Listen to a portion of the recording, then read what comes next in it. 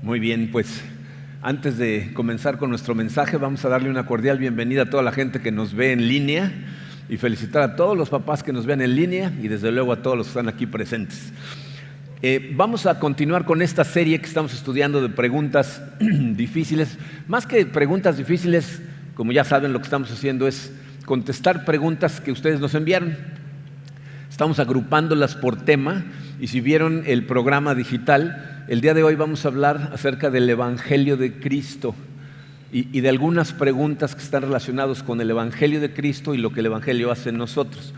Bien, yo sé que a lo mejor algunas personas pensarán que es una pregunta muy básica, ¿qué es el Evangelio de Cristo?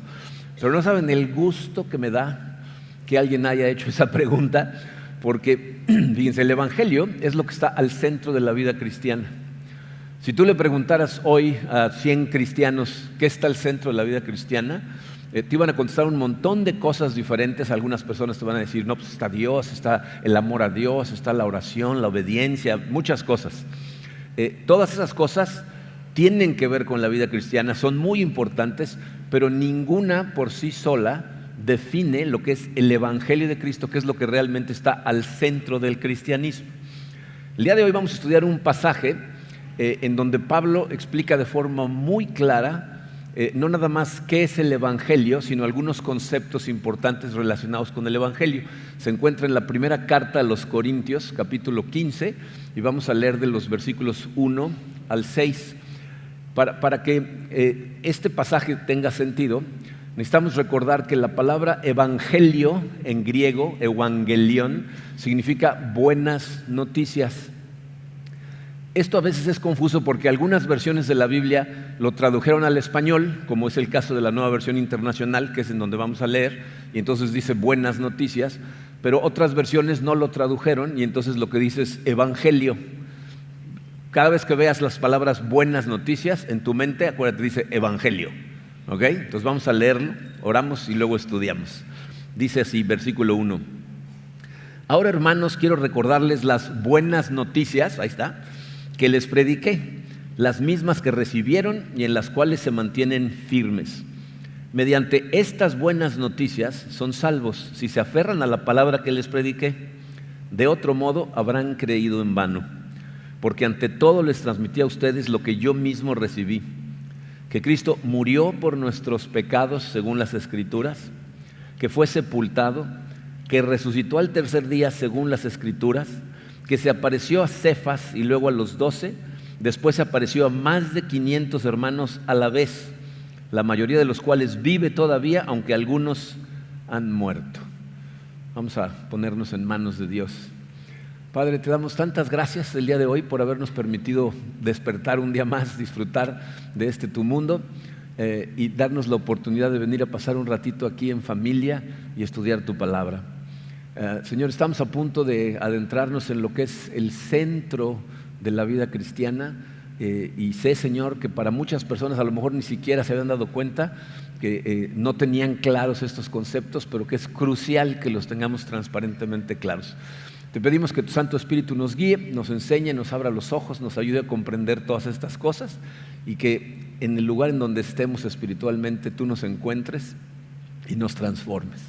Nos ponemos en tus manos, Señor, en el poderoso nombre de tu Hijo Jesucristo. Amén.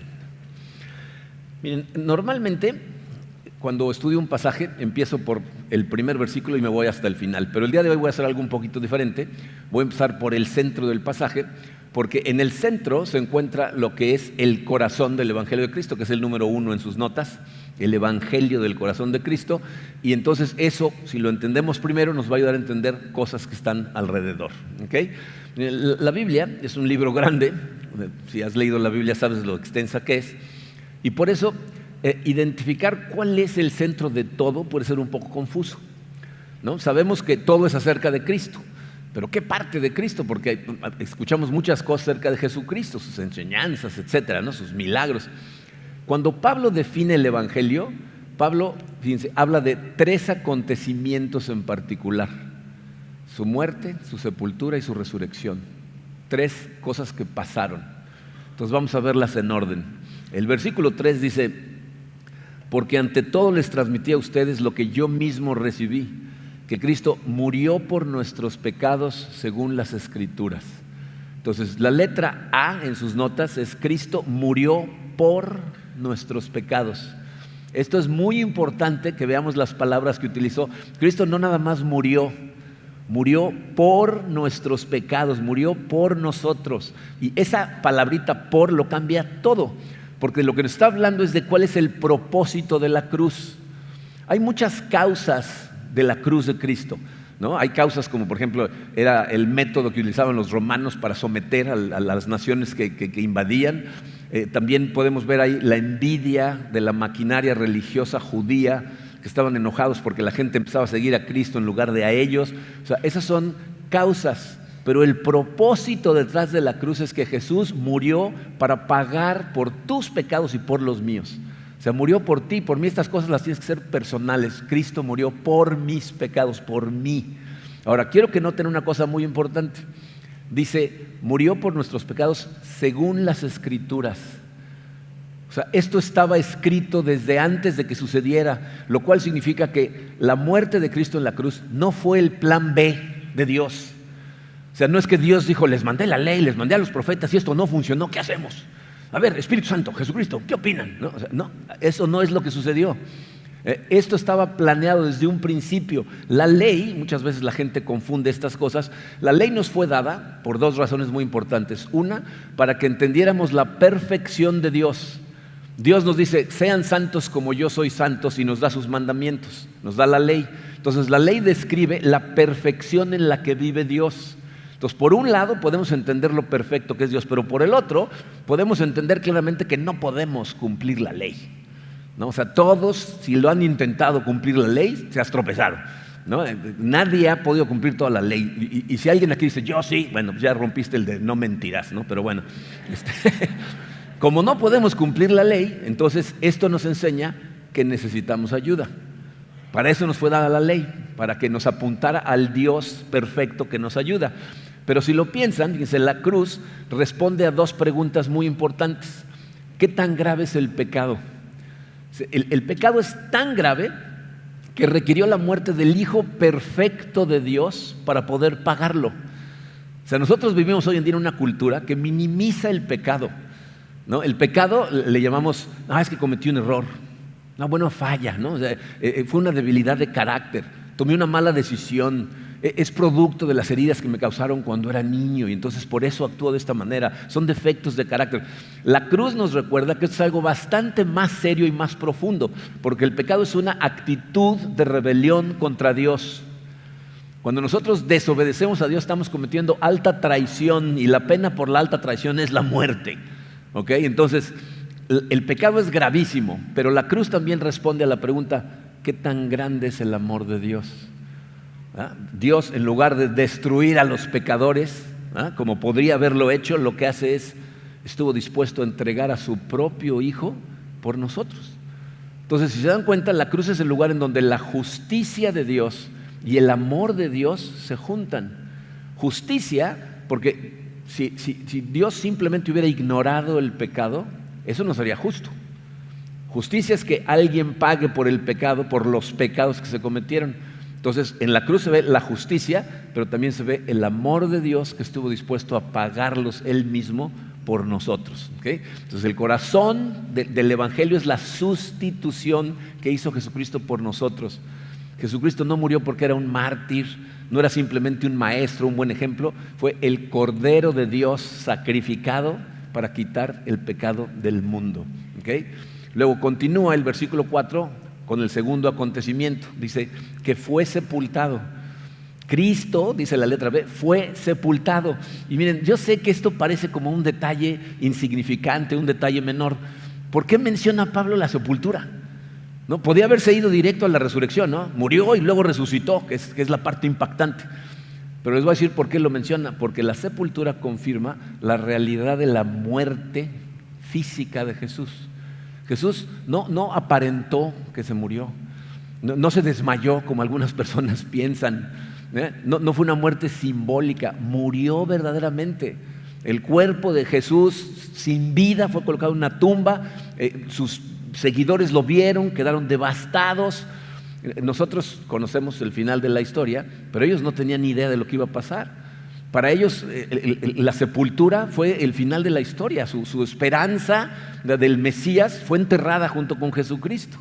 Pero esto tiene una implicación muy profunda para nosotros como creyentes, porque eso significa que Jesús conoció la muerte desde adentro. O sea, Jesús conoció el dolor, la traición, la pérdida, el abandono de sus seguidores, el sufrimiento, lo cual significa que no tenemos un Salvador distante que nos observa desde lejos, sino uno que entró a nuestra condición humana y la vivió hasta sus últimas consecuencias, dando la vida por nosotros. Pero luego continúa el versículo 4 diciendo que resucitó al tercer día según las Escrituras. O sea, Cristo resucitó al tercer día como también estaba escrito, ¿no? Entonces, gracias a Dios, la tumba no fue el final, porque ahí es en donde está la victoria, en la resurrección, ¿no? Si Cristo hubiera dicho, voy a morir por ustedes, y se muere y se queda en la tumba, no tendríamos buenas noticias, ¿no? Tendríamos una tragedia, tendríamos a un mártir admirable del cual muy probablemente nunca hubiéramos oído hablar de él. Pero les voy a decir lo que no tendríamos salvación. Porque la prueba de que Jesús es quien dijo ser fue la resurrección. Entonces la resurrección significa que el sacrificio fue aceptado. Es Dios declarando públicamente la obra fue terminada, se pagó por todo. La muerte no tuvo la última palabra. Y miren, por eso, yo no sé si ustedes han experimentado esto, pero yo he estado en funerales de gente a la que amamos en Cristo, en donde cantamos, nos reímos, lloramos, pero lo que hacemos es celebrar la vida de la persona, no llorar su muerte, ¿no? Porque sabemos que está en la esperanza de la vida eterna. ¿Okay? Entonces, la muerte no tuvo la última palabra, el pecado fue vencido, Satanás fue derrotado y tenemos esperanza todos los que estamos en Cristo. ¿Okay? Entonces, por un lado, la cruz nos muestra el amor de Dios y la tumba vacía nos muestra el poder de Dios. Y juntos forman el corazón del Evangelio de Cristo. ¿Okay? Pero ahora, fíjense, quiero que noten cómo empezó Pablo el pasaje. Dice el versículo 1, ahora hermanos, quiero recordarles las buenas noticias que les prediqué. O sea, quiero recordarles el Evangelio que les prediqué. El número 2 en sus notas dice, el Evangelio es algo que los cristianos necesitamos recordar siempre. Necesitamos tenerlo presente todo el tiempo. Dice, noten la palabra que utilizó para dirigirse a la gente a la que le escribió. Les dice, hermanos. ¿A quién le está escribiendo Pablo? ¿Está escribiéndole a gente que no conoce a Cristo y está tratando de convertirlos? ¿O le está escribiendo a una iglesia que ya se convirtió? Le está escribiendo a creyentes. Y eso es importantísimo porque muchas veces pensamos que el Evangelio es únicamente el mensaje para la gente que aún no cree. Hay que explicarles el Evangelio porque no creen y necesitan convertirse, como si fuera la puerta de entrada al cristianismo. Pero aquí Pablo lo que nos está diciendo es que no es nada más la puerta de entrada, es el fundamento sobre el cual se construye toda la vida cristiana. No es el punto de partida, es el centro permanente de tu vida como cristiano. ¿Y por qué necesitamos recordar eso todo el tiempo? Les voy a decir por qué. Porque todos tenemos la tendencia natural a alejarnos de la gracia de Dios. ¿Qué quiere decir eso? Dice Pablo en Efesios, no tienen el pasaje ahí, pero en Efesios 2, versículos 8 y 9, Pablo nos dice que por gracia fuimos salvados mediante la fe, no por obras, para que nadie se jacte.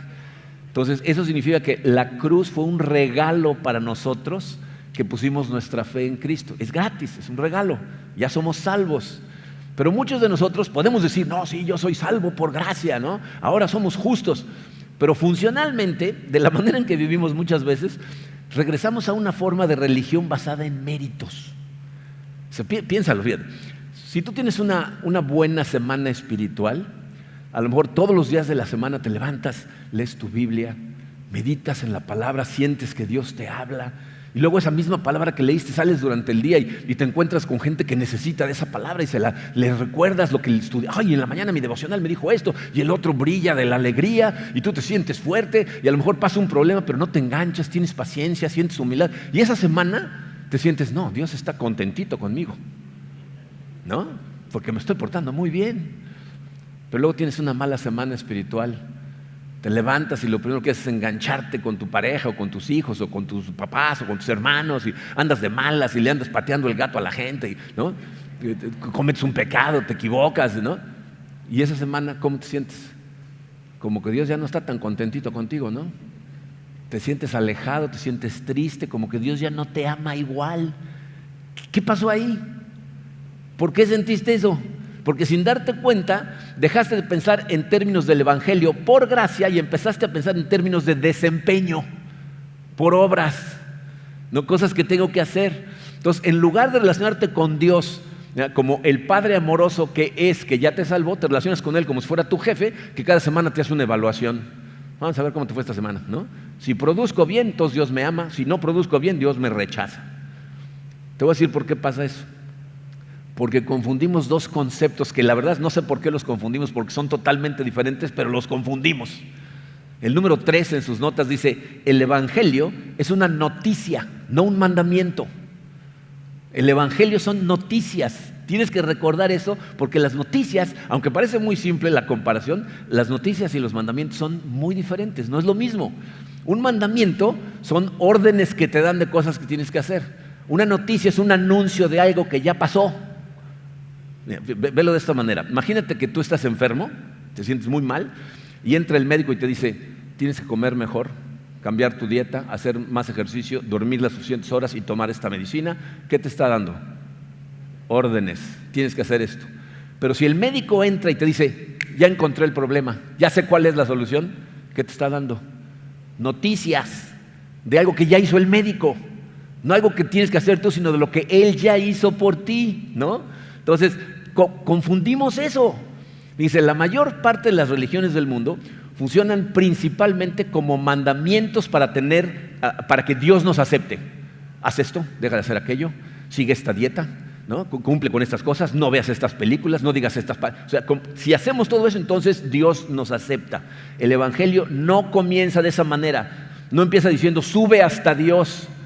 Comienza diciendo, Dios descendió hasta ti. Bajó aquí a encontrarte en persona. Entonces no comienza con lo que nosotros tenemos que hacer por Dios, sino comienza con lo que Dios ya hizo por nosotros. Y por eso es tan peligroso cuando convertimos al cristianismo en una lista de mandamientos. ¿Hay mandamientos en la Biblia? Claro que hay mandamientos. La vida cristiana requiere obediencia, sí, requiere obediencia. Jesús nos llamó a seguirlo, pero esas cosas no son el Evangelio, son respuestas de los creyentes al Evangelio. Es la forma en la que respondemos a lo que Cristo ya hizo. Entonces el Evangelio no es primero un mandamiento, es primero un anuncio de salvación. Y si analizan la Biblia se van a dar cuenta como por todos lados en la Biblia nos cuentan esa historia. Desde el principio, Adán y Eva desobedecieron, pecaron. ¿Y Dios qué hizo? Salen corriendo a esconderse y Dios los fue a buscar. El pueblo de Israel, una y otra vez, los reyes malos de Israel los llevaban a hacer las cosas que desagradaban a Dios. ¿Y qué hacía Dios? Venía a rescatarlos. Pedro niega a Jesús 3 veces. ¿Qué hace Jesús? Lo restaura 3 veces. Nosotros estábamos perdidos y Dios mandó a su Hijo Jesucristo a buscarnos. Alguien un día se acercó y te habló de Cristo y te dijo, aquí está el Dios que vino a buscarte, a salvarte a ti. Entonces el Evangelio no es la historia de personas buenas buscando a Dios, es la historia de un Dios bueno buscando a pecadores como nosotros. Y eso lo cambia todo. Porque si el Evangelio fuera un mandamiento, entonces la carga principal estaría sobre nosotros. Pero como el Evangelio es una noticia, entonces toda la gloria es para Dios. Porque todo lo que necesitamos para ser salvos, lo hizo Él. Y por eso lo glorificamos. Por eso los creyentes necesitamos recordar el Evangelio, porque nuestra naturaleza nos hace olvidarlo en los momentos difíciles, en los momentos de adversidad, en los momentos en que te tropiezas, se te olvida. Por eso Pablo no dice, les voy a dar una nueva enseñanza. Dice, no, les voy a recordar el Evangelio que ya les prediqué. ¿No? Eso es lo que hacemos aquí. Yo no sé si se han dado cuenta, pero el mensaje que predicamos cada domingo es el mismo, nada más lo sacamos de diferentes partes de la Biblia. ¿No? Porque la verdad es que no necesitamos una idea nueva. La gente se confunde con esto. Dice, es que necesito la Biblia para encontrar una nueva enseñanza. No, mejor maravíllate con la verdad antigua que te salvó. Esas son las buenas noticias. Entonces el Evangelio son noticias, pero no nada más noticias. La Biblia dice que son buenas noticias. Sin embargo, fíjate, para que una noticia sea buena noticia, tú tienes que saber que había un problema, no, que tenías un problema. No, si ahorita alguien se acerca y te dicen, oye, ¿qué crees? Ya encontramos la cura para tu enfermedad, pero tú dices, yo estoy perfectamente sano. ¿Aprecias la noticia? Ese es el caso de un montón de personas. Le dicen, Cristo vino para salvarte, y su pregunta es, ¿salvarme de qué? Yo no necesito ser salvado. O, en términos del ejemplo, yo no necesito ser sanado, no tengo ninguna enfermedad, entonces no aprecias la noticia. Entonces, ¿qué necesitamos saber? 4 dice, el problema que hace necesario al Evangelio. ¿Por qué necesitamos al Evangelio? Miren, yo creo que no hace falta ser ningún experto social para saber que algo está mal con el ser humano, ¿no? ¿Están de acuerdo todos? ¿O piensan que no tenemos ningún problema? Porque nada más hace falta voltear a ver cómo está el mundo, es un tiradero, ¿no? Históricamente, somos conscientes los seres humanos de que algo está mal, pero lo hemos tratado de resolver de formas que nosotros pensamos que son la causa de los problemas, ¿no? Hubo un momento en la historia en donde dijeron, no, el problema es económico. Si dividiéramos la riqueza justamente entre todos los seres humanos del planeta, no tendríamos estos problemas, ¿no? De ahí salió el comunismo, el socialismo, vamos a dividir todo entre todos y todos vamos a ser felices. ¿Funcionó? Otras personas dicen, no, el problema es político. Si cambiamos al gobierno, si ponemos un gobierno justo, honesto, entonces los políticos ayudarían al país y cambiamos de gobierno y cambiamos de gobierno, las cosas siguen igual. Otras personas dicen, no, es un problema de educación, tenemos mucha ignorancia en el mundo, si educamos a todo el mundo, entonces ya vamos a estar bien. Bien, todos esos problemas son reales, pero esta es una de las razones por las que yo creo firmemente en la Biblia, porque la Biblia describe pero claramente cuál es la situación del ser humano. Nos dice, el problema es un problema mucho más profundo porque es espiritual. El problema que tenemos es que estamos separados de Dios por culpa del pecado. Una persona separada de Dios tiene un hambre en su corazón de Dios que trata de llenar con todo lo que puede. Y por eso hacemos las barbaridades que hacemos, porque estamos tratando de perseguir llenar nuestro corazón separados de Dios, sin Dios. Dice, Romanos capítulo 3, versículo 23 dice, pues todos han pecado y están privados de la gloria de Dios. Quiero que noten los dos lados de ese versículo. No dice, algunos han pecado. Tampoco dice, todos los que han pecado con pecados mortales. No dice, todos han pecado y por eso están separados de la gloria de Dios. Están privados de poder disfrutar de la armonía que sentirían si estuvieran en comunión con Dios. No disfrutamos realmente de la vida, siempre pensamos que algo nos falta porque no tenemos a Dios en nuestra vida y entonces estamos privados de su gloria, ¿ok? Entonces la pregunta es, ¿por qué pecamos todos?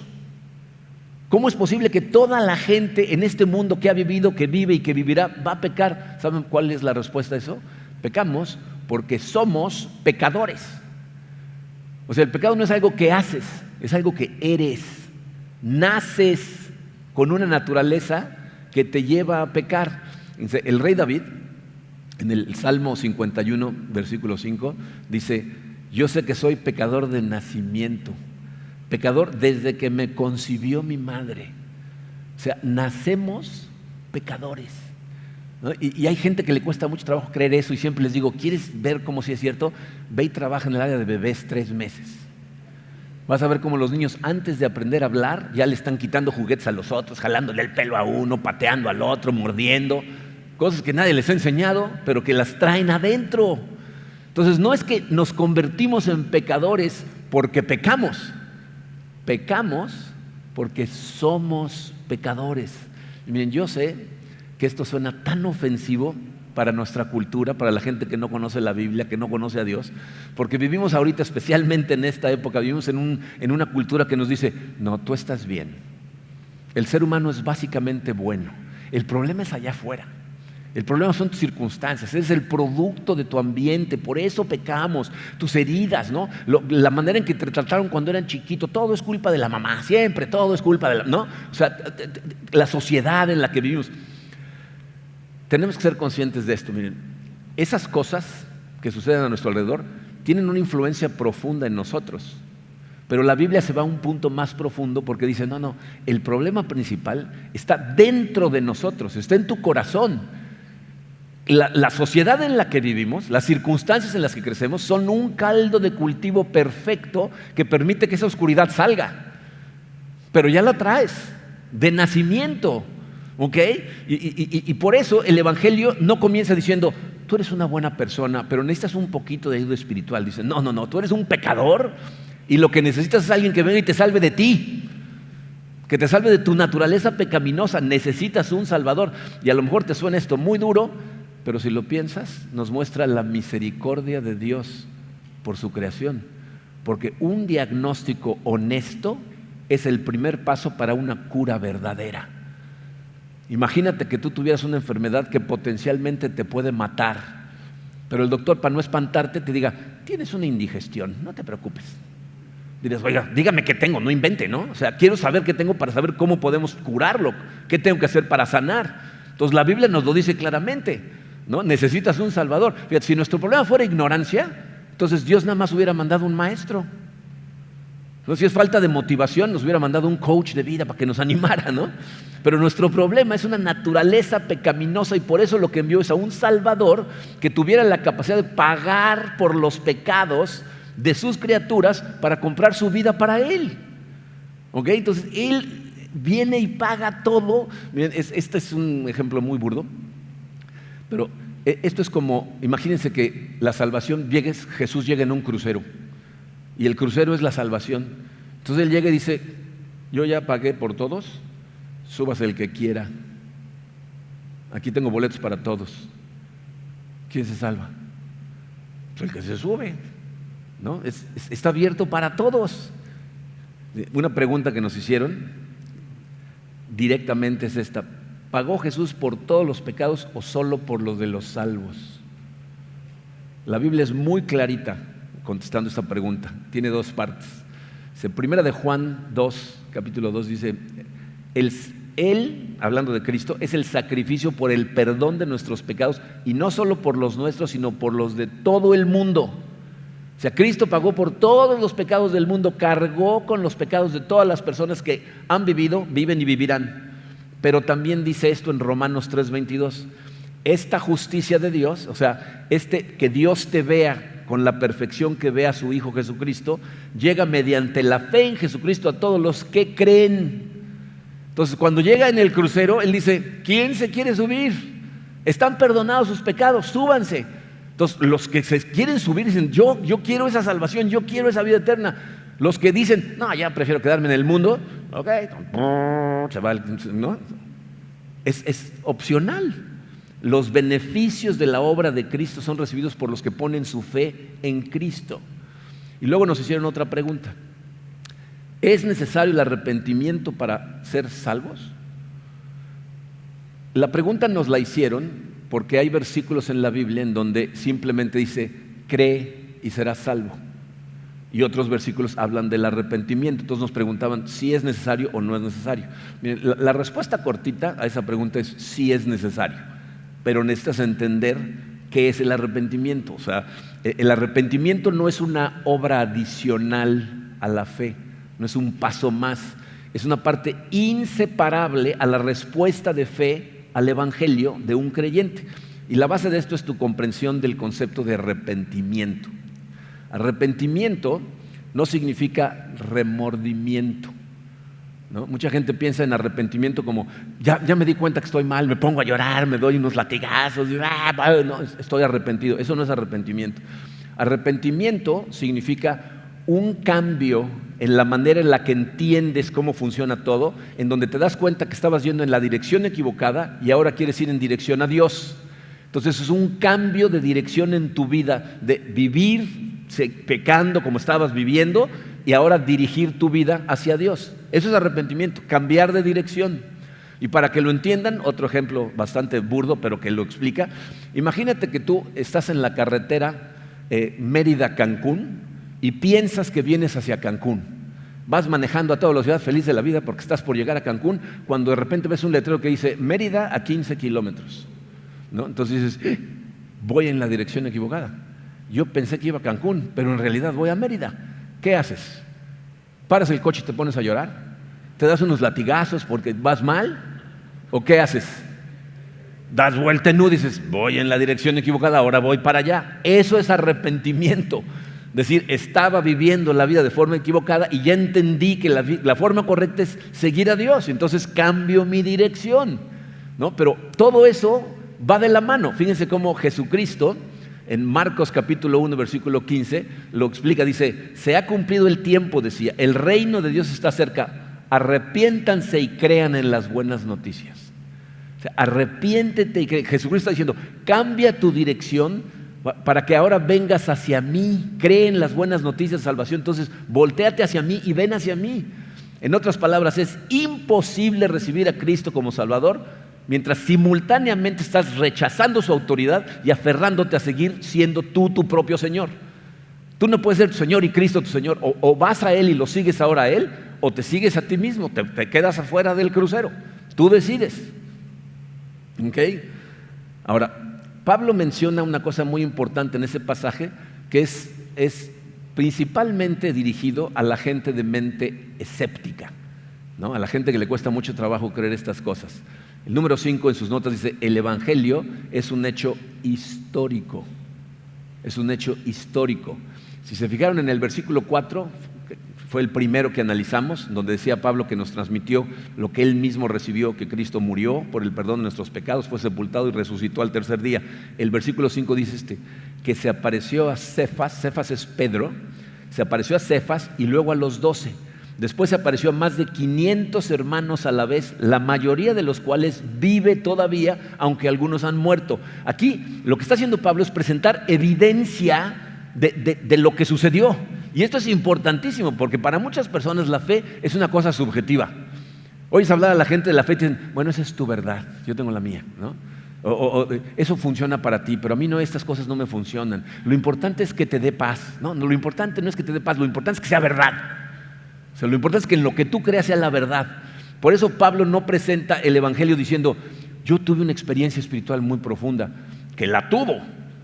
Jesucristo lo encontró en el camino, lo confrontó. Tampoco dice, esto me hace sentir mucho mejor, que seguramente lo hace sentir mejor. Lo que dice es, hubo testigos, gente lo vio, se le apareció a Pedro, se le apareció a los 12, y la gente lo que dice, sí, pero esos eran sus cuadernos de doble raya, pues, ¿qué iban a decir? Claro que lo tienen que decir, que sí fue. Nada más acuérdense que esos 12 estuvieron dispuestos a dar su vida y no se retractaron de que lo habían visto vivo. O sea, los mataron tratando de hacerlos cambiar su testimonio y ellos dijeron, no, lo vimos. Y por si piensas es que esos eran sus amigos, dice sí, pero también lo vieron 500 personas más. ¿Tú sabes lo que tomaría convencer a 500 personas de que todas mintieran y se mantuvieran? Porque a muchos de ellos también los mataron. Y dice Pablo, la mayoría siguen vivos. Si no me crees, ve y pregunta. O sea, hay testigos. Entonces, esto es una maravilla porque el cristianismo no descansa sobre mitos, sobre leyendas, sino sobre hechos históricos. Si ustedes ven cuál era el mensaje que predicaban los discípulos en el libro de Hechos de los Apóstoles, ellos no salen y dicen, sigan a Cristo, obedézcanlo, sean mejores padres, mejores esposos, mejores madres. No, decían, Dios mandó a Cristo, ustedes lo mataron, Dios lo resucitó y nosotros lo vimos. Ese era el mensaje. Lo vimos resucitado, vimos al Cristo resucitado. Y saber esto fortalece nuestra fe, especialmente cuando nos entran dudas, cuando la vida se complica y realmente tienes conflictos internos. Otra pregunta que nos hicieron es, una persona honestamente dijo, a mí me da mucha vergüenza, pero tengo dudas. ¿Está mal dudar? Escucha claramente, dudar no es pecado. Tener dudas no es pecado. Juan el Bautista dudó. Cuando estaba en la cárcel le mandó preguntar a Jesús, ¿eres tú el que esperamos o buscamos a otro? ¿No? Está dudando, ¿no? Entonces cuando tenemos estas dudas, acuérdate, nuestra esperanza descansa no en sentimientos, porque nuestros sentimientos cambian. Hay veces que nos sentimos muy cerquita de Dios y hay veces que no lo sentimos. Hay veces que salimos al mundo con una confianza, con una fortaleza, y hay veces que salimos y nos tiemblan las rodillas. Pero nuestra salvación no descansa en cómo nos sentimos, descansa en lo que Cristo ya hizo por nosotros y es un hecho histórico. ¿Cómo podemos resumir el Evangelio de Cristo? Lo que tienes que recordar acerca de las buenas noticias, acuérdate, Cristo murió por nuestros pecados, fue sepultado y resucitó al tercer día. ¿Crees eso? Eres salvo. Punto. No si te portas bien, si vienes todos los domingos a la iglesia, si diezmas, si sirves. No es por obras. ¿No? Mucha gente cree que si no vengo el domingo, hay gente que llega al servicio que termina a las 12:30, a las 12:25, corriendo y se sientan como si en el cielo dijeran, sí vino, ¿no? O sea, nadie está pasando lista. Crees en el Evangelio, no es por obras, es por fe en Jesucristo y lo que hizo en la cruz. Ahora, hacemos esas cosas, leemos la Biblia, tenemos comunión con Dios. Sí, ¿saben por qué? Porque la Biblia nos dice que antes de tu salvación estabas muerto en tus pecados, o sea, tu espíritu estaba muerto y Dios le da vida. Y cuando tu espíritu vive, tiene hambre, le da hambre espiritual. Y hacer esas cosas que acabo de mencionar alimenta tu espíritu y te llenan de gozo. Entonces son una respuesta al Evangelio. Pero vivir una mejor vida, tener mejor relaciones con tu pareja, con tus hijos, con tus padres, con tus hermanos, esos son frutos de tu salvación, no requerimientos para tu salvación. Otra pregunta que nos hicieron brevemente, una persona preguntó, ¿y cómo sé si soy salvo? ¿Cómo puedo saber si realmente soy salvo? Porque no es obviamente simplemente decir, ok, creo en Jesucristo como mi Salvador y ya eres salvo. La salvación es un cambio de actitud en tu corazón cuando entiendes que ibas en la dirección equivocada y ahora quieres ir en la dirección correcta. Te voy a decir cómo puedes saber si eres salvo respondiendo a dos preguntas. La primera es, ¿ya empezaste a odiar el pecado en el que caes? Y no malentiendan, no estoy preguntando si odias los resultados, las consecuencias de tus pecados. Porque esos los odiamos todos, ¿no? O sea, cuando te cachan, o sea, no te gusta cómo te sientes. La pregunta es, cuando haces algo que sabes que desagrada a Dios, te molestas contigo, dices, esto es lo que ya no quería hacer. Y le dices a Dios, Señor, ayúdame por favor, porque quiero seguirte a ti, quiero vencerte a ti. O sea, estás yendo a tratar de tener comunión con Él para que te ayude a no caer en eso. Si estás empezando a sentir esa confrontación, eres salvo. Si tú puedes pecar y luego irte a dormir y duermes como un lirón, cuestiona tu salvación. Una persona en el primer servicio me preguntó, ¿y alguien que después va y mata a alguien? Le digo, pues no sé cuáles sean las circunstancias, pero si después de eso hay gente que después de matar a alguien realmente entregan su vida a Cristo, ¿no? Me dice, pero si entonces no era, le digo, una persona que puede seguir viviendo la vida es que nunca ha sido salvo, porque la salvación no se puede perder. Jesucristo dijo, lo que Dios me da nadie me lo puede arrebatar. Entonces la primera pregunta es, ¿ya empezaste a asquearte de vivir de una manera que te vacía cada vez más? La segunda es, ¿hay por lo menos indicios del fruto del Espíritu en tu vida? O sea, se empieza a ver madurez espiritual en ti. ¿Cómo se ve la madurez espiritual en una persona? Gálatas 5, versículos 22 y 23 nos dicen el fruto del Espíritu y nos da 9 características que tienen que ver con cómo tratamos a los demás. Amor, paz, alegría, paciencia, humildad, dominio propio, benignidad. O sea, cada vez eres más paciente con la gente que no se lo merece, ¿no? que te irrita particularmente. ¿Tienes esa paciencia? Eres una persona humilde, que sabes que todos somos iguales, el único que está arriba de los demás es Dios, ¿no? Hay gozo en tu corazón, aún en medio de las tormentas. O sea, si empieza a haber un indicio, no estoy diciendo que te salvas y al otro día ya el fruto del Espíritu y flotas por el salón, no, es un proceso. Pero hay por lo menos algún indicio, porque si no hay ningún indicio, entonces te debería de preocupar. Les digo, yo creo que el error que cometemos es, como dije al principio, ver al Evangelio como algo que fue útil en el pasado para iniciar nuestra vida espiritual, cuando en realidad es algo que necesitamos todos los días. O sea, necesitas recordarte tú a ti mismo estas cosas todo el tiempo. Por eso es tan importante leer tu Biblia a diario, porque por todos lados en la Biblia, por donde lees, te recuerdan el Evangelio de Cristo, especialmente en el Nuevo Testamento.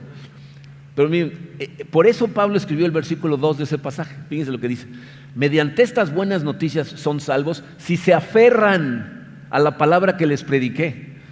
De otro modo, habrán creído en vano. Les voy a decir lo que está diciendo. Cada vez que se ponga difícil tu vida, recuerda el Evangelio.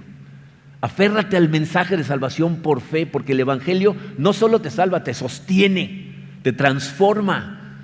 El Evangelio es lo que cuando te tropiezas, cuando regresas y caes en algo que ya no querías, te recuerda que Cristo ya pagó por tus pecados. Eso no minimiza el pecado, no lo justifica, pero te permite correr a Él en arrepentimiento en lugar de esconderte muerto de la vergüenza. Cuando fracasas en algo, te recuerda que tu identidad está en Cristo, no en tu desempeño. Dios no te ama si tienes éxito, te ama, punto. Y eso te lo recuerda el Evangelio. Cuando sufres, te recuerda que la cruz de Cristo vino antes que su resurrección. O sea, nos recuerda que esos lugares donde nosotros solo vemos muerte, Dios produce vida. Donde nada más vemos dolor, Él produce esperanza. Cuando pensamos que todo está perdido, Dios produce redención. ¿Y sabes cuándo más? Cuando viene la ansiedad, el miedo por las circunstancias que enfrentamos, el Evangelio te recuerda que tienes un lugar a donde acudir para descansar en Él.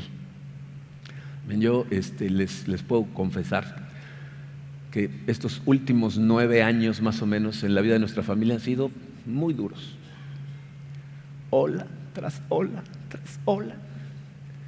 Y han llegado momentos en donde voy a Él y le digo: necesito un momento de paz, Señor. Necesito poder respirar tantito porque no sé si voy a poder continuar si esto sigue así de fuerte. ¿Y saben qué es la maravilla? Cada vez que voy a Él, me llena de paz, me llena de tranquilidad. Mi oración hacia Él es un poco incongruente, porque teológicamente yo sé que las olas no van a parar durante esta vida, y también sé que cuando vengan, Dios me va a dar la fortaleza. Tristemente, Dios no te da la fortaleza antes de que llegue la ola. Muchos queremos estar fuertes por si llega la ola, pero Él dice: no, cuando llegue te fortalezco. ¿Cómo te fortalece? Cuando vas a Él. El Evangelio te recuerda que tienes un lugar a donde ir y descansar en Él. Y sin importar lo que estás enfrentando, sea lo que sea que estás cediendo, te fortalece y te llena de su paz. No como la que da el mundo, sino la que sobrepasa todo entendimiento, y entonces podemos seguir adelante. Ese es el Evangelio de Cristo, el centro de la vida cristiana. Vamos a orar. Padre, te damos tantas gracias, Señor, por lo que ya hiciste por nosotros. Es muy triste que tan frecuentemente se nos olvida, Señor, que todo lo que necesitamos tú ya lo hiciste, ya nos lo diste. Todo lo que tenemos que hacer es confiar en ti y seguirte, Padre. Y sí, seguir esos instintos espirituales que suceden en nosotros cuando empezamos a conocerte y querer acercarnos más a ti, conocer tu palabra y meditar en ella, porque a través de esos momentos es cuando tú realmente nos fortaleces, nos das paz, nos das todo lo que necesitamos. Pero sobre todo, Padre, creo que necesitamos recordarnos a nosotros mismos diariamente que tú moriste ya por nuestros pecados, fuiste sepultado, pero resucitaste, triunfando sobre todo. Y tenemos asegurado el futuro y aparte fortaleza en el presente. Gracias por tu amor, Señor. No sé qué haríamos sin ti. Nos ponemos en tus manos, Padre. Acompáñanos todo el día de hoy y todos los días de nuestra vida. En el nombre hermoso de tu Hijo Jesucristo. Amén.